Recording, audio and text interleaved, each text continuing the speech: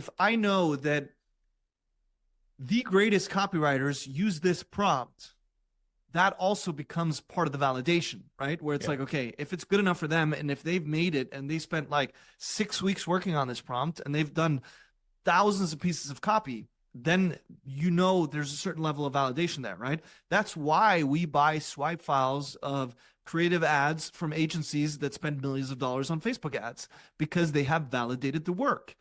That is why it is. And the last thing on this, when it comes to validation, is that in many cases, what you're putting in is the command can be the same, but the same way you have algebra, where if you swap numbers, it changes the outcome. Snippets, which are basically the piece of text where it's like, okay, you have a say the prompt is something along the lines of, okay, you're a Facebook ads expert, right? Your job is to write persuasive copy, yada yada yada yada. Here are your like things for good headlines, right? And then you have to put in, okay, my offer is this: buy two, get one free, right? For Yeah. these hats. My audience is mostly 30 to 45-year-old females. They live in this country. Here are their interests.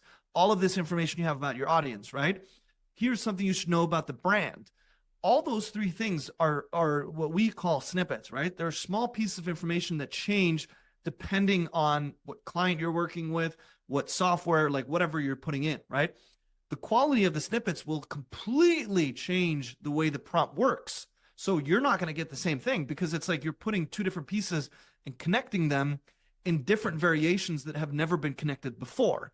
So that's where it comes down to really understanding the concept of you are now connecting them and putting them together, and that will completely dictate the outcome of what your prompt gives, which is what makes it different. Where even if multiple other people used it, it's because you're using it in so many different variations and you're adding these other unique pieces of information that completely changes the way the story is.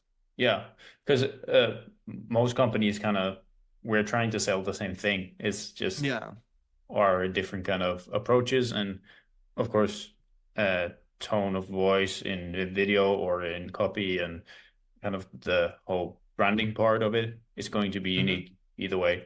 So Mm-hmm. the kind of premise of the whole ads or the campaign can be the same, but the outcome's going to be different anyway.